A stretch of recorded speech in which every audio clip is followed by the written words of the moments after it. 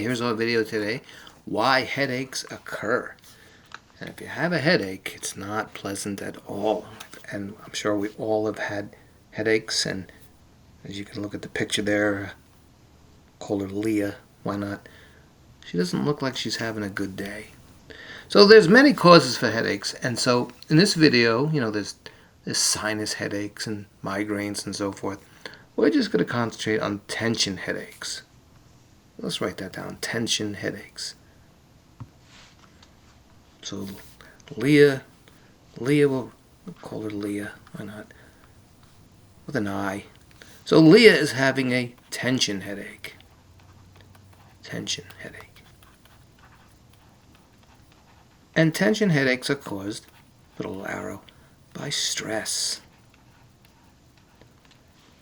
So when you have stress, your muscles tighten, and they tighten right here in the neck and the shoulders. Maybe we'll do a different color. Give it more of a red. So the tension is here in the neck and in the shoulders. And that's why they call it a tension headache. So there's a fancy word, what stress does. I'll write it over here. What stress does is it's going to trigger, there's another arrow, looks like a smiley face, a physiological response. There's a fancy word. See if I can fit it. Nope, not going to fit it. Let's put it in her hair. She don't mind. She's too busy having a headache. Physiological response.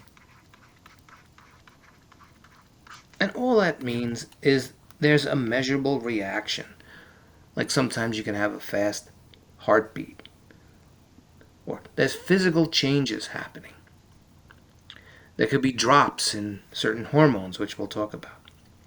So basically, a physiological response to stress is the fight or flight response. That's what tension headaches are. So let's get a clean page. We'll leave Leah for now. Hope she gets better. Take an Advil. So when you are stressed out, for whatever reason, when you're in that fight or flight response, whether you're being attacked by a dog in the neighborhood or chased by a dog, whether you're out in the woods and you see a bear, or some common things like you're preparing for a test, right? You're studying for a test, or you have a deadline coming up. Whatever is happening, it's still the fight or flight response. Say fight or flight. Do you run away from the test? Do you not even go? And when that happens, of course, this is stress, and so there are hormones released. There's cortisol, and there is adrenaline, or epinephrine. It's another word for adrenaline. I'm sure we all heard of adrenaline. So these two are the stress hormones.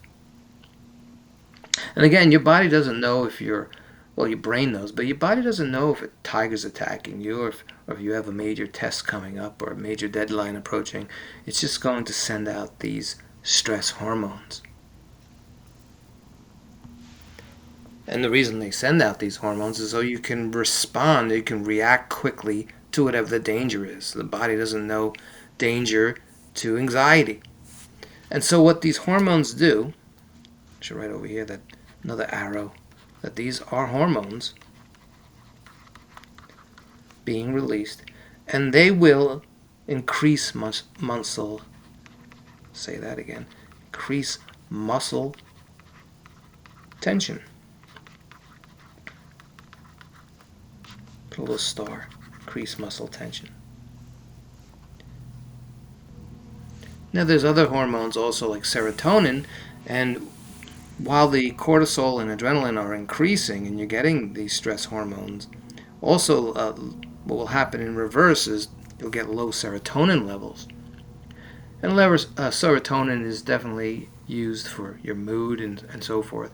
And what low serotonin levels will do is increase your sensitivity to pain. Alright, let me change the color. Let's see if this color works for us right here. So adrenaline is a quick response, something quick. Dies out though. increases your heart rate. It's immediate action. Helps you stay focused. You're either going to run or you're going to fight. Cortisol lasts longer. This gives you more of that stress that stays in your system. It's going to increase your blood sugar, cortisol. And what these two are doing, these hormones, is they're going to help you maintain energy. And they're going to reduce non-essential functions, which are non-essential for that minute. So they're going to reduce, when you're in this stress mode, reduce, and we'll go over this picture, by the way, in a minute, reduce non-essential functions. Now, they are essential functions.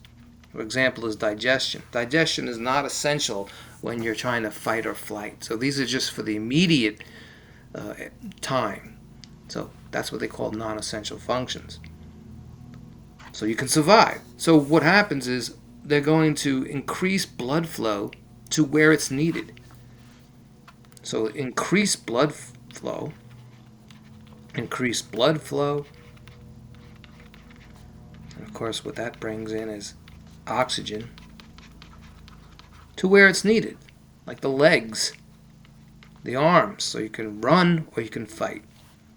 And so when you have an increased blood flow going to the legs and arms, you have a decrease of oxygen and blood flow going to the neck and other areas where it's non-essential. So remember, they're prioritizing the arms and legs, essential functions, the large muscles, run, fight. Deep thinking is not a priority, even though it kind of should be, right? So you're losing blood flow. They're going to narrow blood vessels, limiting oxygen to non-essential areas. And that's going to cause tension on the nerves and the blood vessels. So they're going to constrict. And of course, when that happens, when there is a reduced oxygen, it's going to trigger pain signals. And those pain signals, they're going to come up. Right here you see they're going to hit the spinal cord first. They're going to go to the brain area, the thalamus, and then we'll talk about the cerebral cortex. Now, since there's a reduced blood flow and oxygen, and also nutrients to these non-essential areas like the neck and the jaw, they're going to feel tense. There's going to be pressure, and that pressure brings pain. And the pain signal to the brain, and we'll talk about it, it's going pretty fast. It's going 120 meters per second. And the average person isn't 2 meters tall. So think about that. That's 60 meters in a half a second. If you can do the math on that. Let me clear this up. Go back to the red. So compressed nerves in the neck, in the jaw, compressed nerves. We'll say compressed muscles or compressed nerves. When they get compressed, they're going to send excessive and faulty signals. Excessive. Everything's getting messed up.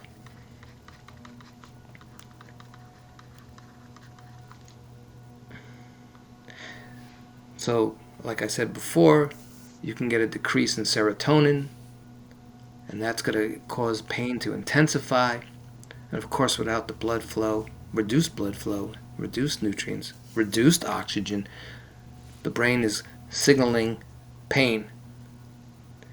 So we have these three things here like we talked about. The pain first goes to the spinal cord. And if this, sometimes when it enters the spinal cord, it could be something that needs to be taken care of right away, like you have your hand on a hot stove. Well, the spinal cord will just relay it back, like move out of there, get your hand off the stove. It doesn't need to go to the brain. And of course, if it's a pain that requires more thinking, it'll move on to the thalamus, which is like a relay station. And it will send out a signal throughout the brain, heading into the cortex. And so these three areas are where we're going to get that pain signals coming back to us. So again, just to recap, these non-essential areas like the neck and shoulders, they're going to lose blood and they're going to lose oxygen, reduced nutrients. And of course that puts pressure on the nerves, and the brain is going to bring back that signal of pain. And also serotonin is being reduced, so that intensifies the pain. And also we have this pressure on the nerve because of cortisol and adrenaline. So how do we get rid of this? Of course, most people will take medicine, like, Advil and Tylenol, whatever pain medicine you take. And what they do is they just block those signals. All right, and that's our video today.